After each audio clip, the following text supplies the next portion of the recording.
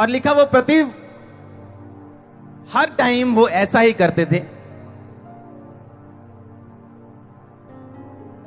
एक बात मैं आपको बताना चाहता हूं, अगर आप अपने केस के बारे में, अपनी लाइफ के बारे में सीरियस नहीं है तो परमेश्वर भी सीरियस नहीं। आमीन।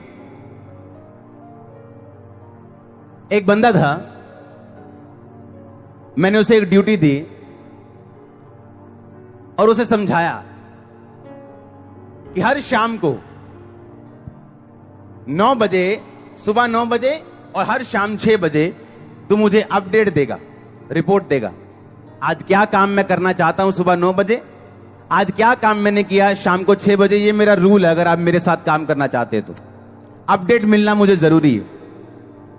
अगर आप अपडेट नहीं देते हो तो आप मेरे साथ काम नहीं कर सकते। अपडेट उसने नहीं दी। एक दिन समझाया उसे, अच्छा तूने अपडेट क्यों नहीं किया, मैसेज क्यों नहीं किया सुबह शाम? पता नहीं जी, चुप है जी, ओके जी। अच्छा आगे से मैसेज करना। मेरी वाइफ ने समझाया, अच्छा आगे से मैसेज करना, ठीक है जी।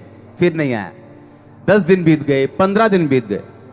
मैंने अपने टीम मेंबर की ड्यूटी लगाई, मैंने ब्रदर फेरिस की ड्यूटी लगाई कि जाओ उसको चेक करो। उसने समझाया कि पापा कह रहे मैसेज करना, ठीक है जी। फिर नहीं आया मैसेज, हमने सस्पेंड कर दिया उसको।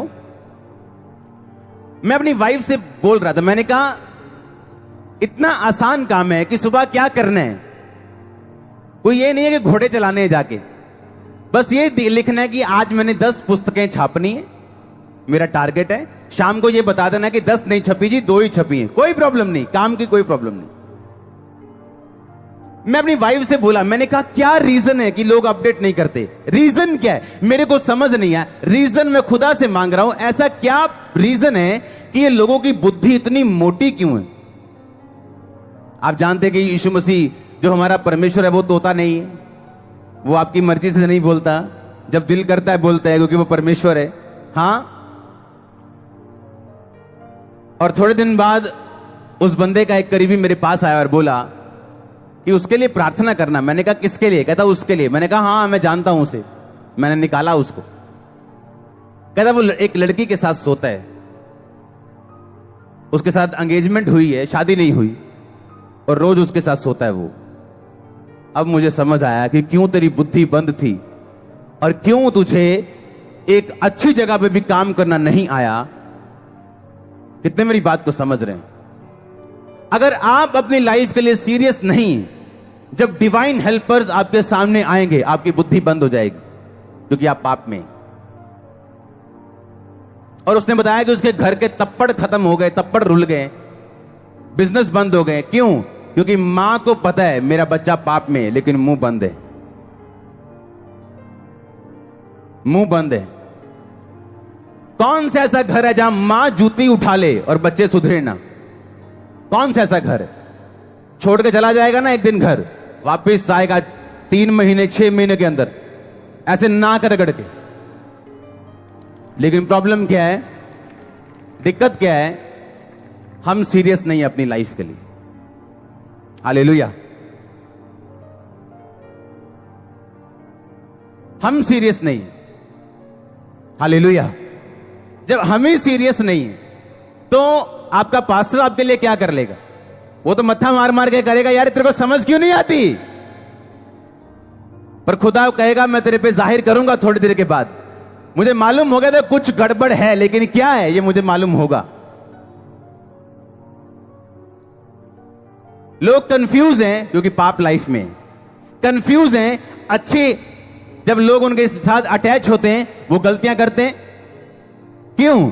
क्योंकि ये डेविल का प्लान है। उसे वो चाहता है आप जहां से निकले हो वहीं पहुंचो, लिमिटेशन में जियो, कम में जियो, और आप कभी भी अपने लाइफ के बेस्ट तक ना पहुंच पाओ। ऐसे मुक्केबाज हैं लाइफ में, आप गूगल पे उनकी स्टोरी पढ़ सकते हैं। अपनी लाइफ में कभी नहीं हारे।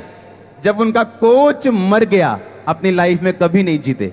सेम मुक्केबाज कोच मरने के बाद कभी नहीं जीता। हालेलुया। शीलो का मतलब 2 है।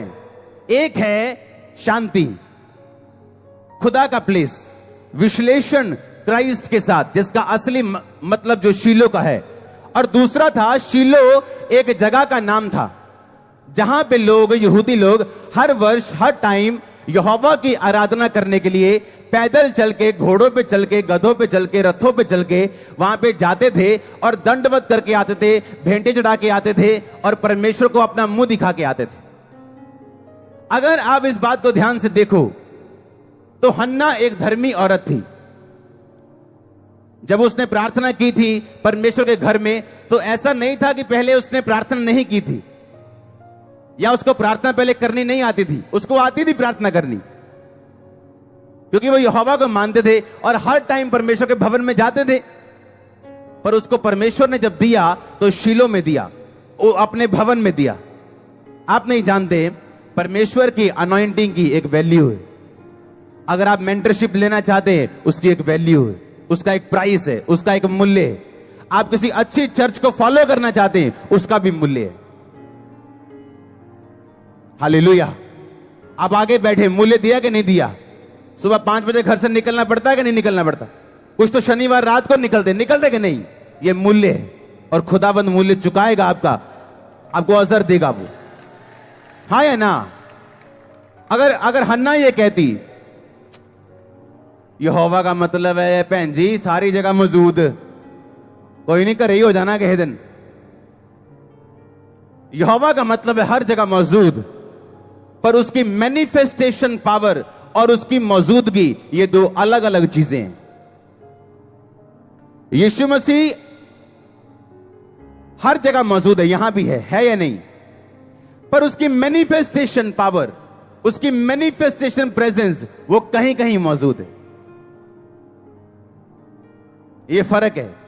शीलो में वो गए और लिखा, परमेश्वर ने उसकी प्रार्थना को सुना और अपने दास से कहा, इसको बोल कि यहोवा तुझे मन चाहा वरदान दे। और उसके बेबी हुआ कि नहीं हुआ?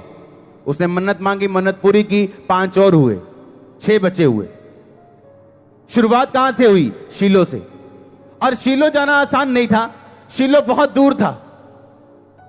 आज किसी विश्वासी से पूछो, अच्छा आप चर्च कौन सी जाते हो? मैं मेरे घर दे लाग गए है जी। क्या वो आत्मिक है चर्च? ये नहीं पता। चाहे लागे होए चाहे दूर होए, प्रॉब्लम लागे या दूर दी नहीं। प्रॉब्लम ये है, क्या वो चर्च हीलिंग पे विश्वास करती, उद्धार पे विश्वास करती, चमत्कार पे विश्वास करती? क्या वो रूहें बचाने में विश्वास करती हैं? क्या वो परमेश्वर की मैनिफेस्टेशन में विश्वास करती, गवाहियों पे विश्वास करती? तो वो जीवित चर्च है, आप जा सकते हो। लेकिन आज लोगों की लाइफ में जब बिब्लिकल प्रिंसिपल्स, बाइबल के प्रिंसिपल्स के लिए जगह नहीं, बाइबल के वचनों के लिए जगह नहीं, तो परमेश्वर भी कुछ नहीं कर पाता उनकी जिंदगियों से। हालेलुया। क्योंकि पाप आपकी बुद्धियां बंद कर देगा, आपके हेल्पर्स मत्था मारते रह जाएंगे और एक दिन आपको छोड़ देंगे। क्योंकि पाप आपको जागने नहीं देता और आपकी बुद्धि को और आपके स्पिरिट को, जो आपके अंदर एक ज्वलंत इच्छाओं को परमेश्वर की रखती है जाहिर और नई इच्छाएं बताती, वो आत्मा और वो विवेक मर जाएगा जब पाप आपकी जिंदगी में होगा तो। हालेलुया। तो आपको ये बात समझ नहीं, अगर आप पाप को देख के चुप हो तो भी आप पापी हो। आप अपनी बेटी के गलत चरित्र को देख के चुप हो, क्योंकि जवान है जी, कोई गल नहीं, गलतियां कर दे बच्चे। जब वो उसकी शादी हो जाएगी आप दुखी रहेंगे हमेशा, क्योंकि आप चुप हो, आप बोले नहीं हो। और बच्चों की गलतियों का असर माता पिता पे हो रहा है, उनके बिजनेस पे फर्क पड़ रहा है, उनकी लाइफ पे फर्क पड़ रहा है, क्योंकि अपने बच्चों का पाप देख के चुप है। हालेलुया। आपको, अगर आप खुदा को सीरियस नहीं लोगे तो खुदा भी आपको सीरियस नहीं लेगा। वो उनके साथ सीरियस है जो उसके साथ सीरियस है। आमीन। तो जो बोएगा वो क्या करेगा? तू जितना बोएगा क्या करेगा? उतना काटेगा तू। अगर आप सीरियस नहीं है तो खुदाबंद भी सीरियस नहीं। अगर हन्ना सीरियस थी और शीलो में चल के गई, मतलब चल के मतलब घोड़े पे, खच्चर पे, जहां भी गई चल के गई, उठ के गई, उठी, एक लंबा सफर तय किया, बावजूद इसके की बांझ थी। और बाइबल बताती है जब वो बांझ थी तो उसकी सौतन के बेटे और बेटियां थी। बेटा बेटी नहीं, बेटे और बेटियां, यानी सालों से बांझ थी वो। और सालों से बांझ होने के बावजूद भी शीलो का महत्व उसकी जिंदगी में कम नहीं हुआ था। आज हजारों गवाहियां सुनने के बावजूद भी, तब इतनी गवाहियां नहीं होती थी, मालूम, इतनी गवाहियां नहीं होती थी पुराने टाइम में। लेकिन नमान कोड़ी को छोड़ के कोई कोड़ी चंगा नहीं हुआ। सारपत की विधवा को छोड़ के किसी के घर में नबी को नहीं भेजा गया। अब तो इतनी गवाहियां क्यों होती? क्योंकि लास्ट टाइम है, परमेश्वर लास्ट टाइम में अपनी फसलों को काट रहे, इसलिए गवाहियां ज्यादा हैं आज। ये किसी की पावर नहीं, खुदा की पावर है जो लास्ट टाइम में ज्यादा काम कर रही। आमीन। तो जब वो फसल काट रहे हैं, वो आपको मिरेकल, आज चर्च में 100 गवाहियां अगर हो जाएं बच्चों की, अभी भी बैठा एक बंदा ये सोच रहा है कि मुझे 2 साल हो गए आते, और वो सालों से शीलो जा रही। जब शीलो का महत्व कम नहीं होता, जब अच्छी संगति का महत्व आपकी लाइफ में कम नहीं होता, अच्छी चर्च का महत्व कम नहीं होता, आप फायदा नुकसान नहीं देखते, तो एक दिन आता जब परमेश्वर आपके विरोधियों का मुंह बंद करता है। एक दिन आता जब आपकी शर्मिंदगियों को दूर करते हैं। एक दिन आता जब वो आपको याद करते हैं, क्योंकि वो भी आपको चेक करते हैं कि आप शीलो से कितना प्यार करते हैं। जहां पे खुदा की हुजूरी है, आप उस जगह से कितना प्यार करते हैं। जहां पे खुदा की प्रेजेंस है, आप उस मिनिस्ट्री से कितना लव करते हैं। आप कितने वफादार हैं खुदा के लिए, उस विजन के लिए जो परमेश्वर ने आपको दिया। Hallelujah, hallelujah. लेकिन वो शीलो में हर साल जाया करते थे, पर हर साल उसकी प्रार्थना सुनी नहीं गई, पर उसने जाना बंद नहीं किया। और शीलो दूर था, पूरा ताम झाम लेके जाते थे, भेड़ बकरियां, वो गाय बैल सब कुर्बान करने के लिए जाते थे। बड़े बड़े अनाज, दाख मधु, ये वो मैदा तेल लेके जाते थे वहां पे। और लिखा जब वो जाते थे तो परमेश्वर ने उसकी प्रार्थना को सुना। कितना महत्व आपकी लाइफ में बिब्लिकल प्रिंसिपल्स, बिब्लिकल जो बाइबल का स्ट्रक्चर बना है, जो बाइबल के वचन है, आपकी लाइफ में कितना महत्व पाते हैं, ये निर्धारित करेगा आपकी लाइफ कितनी क्वालिटी वाली होती है। Subscribe now and press the bell icon. Never miss an update.